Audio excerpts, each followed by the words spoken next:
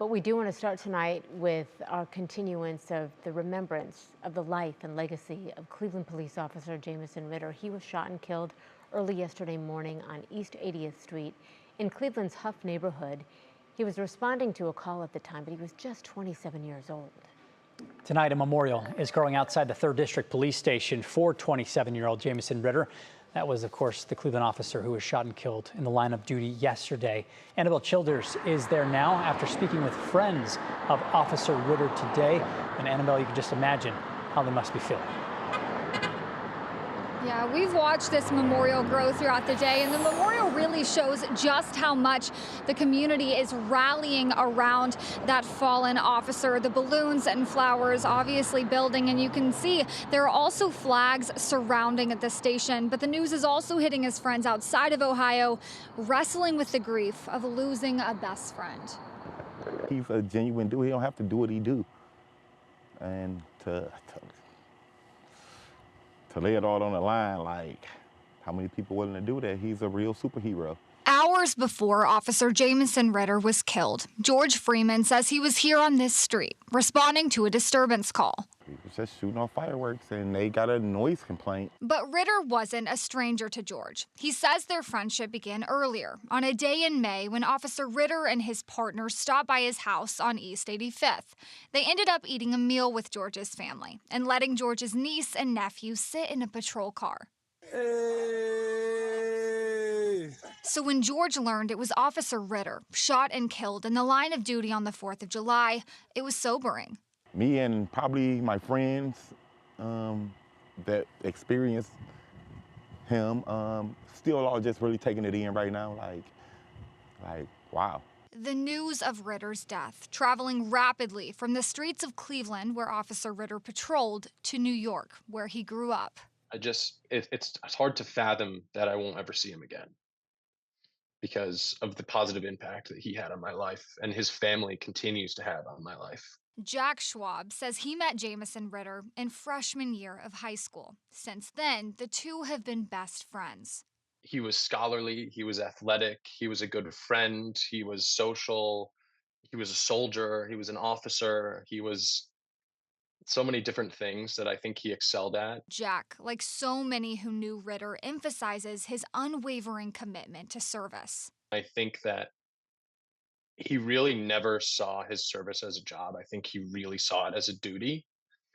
And I think that he felt while he was capable of helping people, that he was obligated to do so.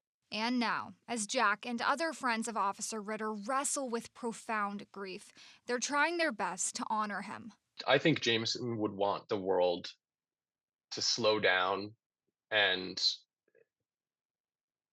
to really see people as people and not just as situations or sides. I was honored to meet him, because he's what all communities should have. I'll say that. Now, this is obviously an incredibly heavy loss for all of those loved ones of Officer Ritter. They say this all still feels very, very surreal. Yeah, hearing their stories from people who knew and loved him, it really brings it home for us, the impact this is having. Annabelle Childers live for us at the 3rd District. Thank you.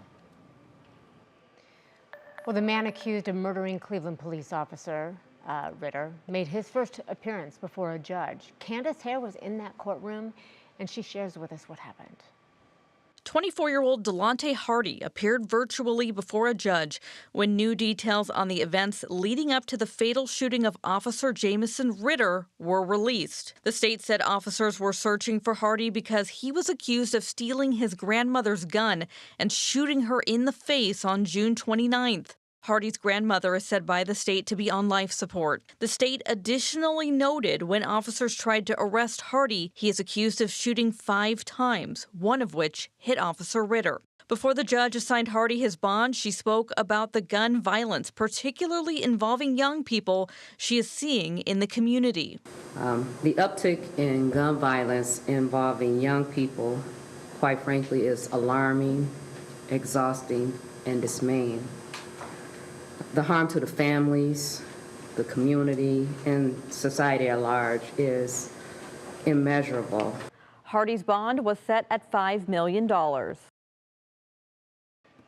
Candace, thank you. Dozens of law enforcement officers are killed in the line of duty every year, and Ritter's death, you may remember, follows Euclid police officer Jacob Durbin's death back in May. Durbin was ambushed responding to a disturbance call. Our Giovanni Ligi spoke with Euclid Police Chief about his reaction after another officer gave the ultimate sacrifice. Euclid Police Chief Scott Meyer knows the feeling. My heart just sank. It's tough, he says, to find out an officer is dead. Those calls that you just, as a chief, it's just one of your greatest nightmares. Back in early May, he got the phone call to let him know Euclid police officer 23-year-old Jacob Durbin was shot and killed.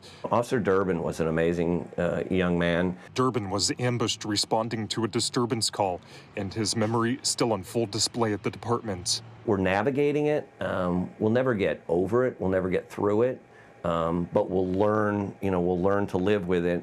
And no more than 15 minutes away, about 2 months after Durbin was killed, Cleveland officer Jamieson Ritter lost his life.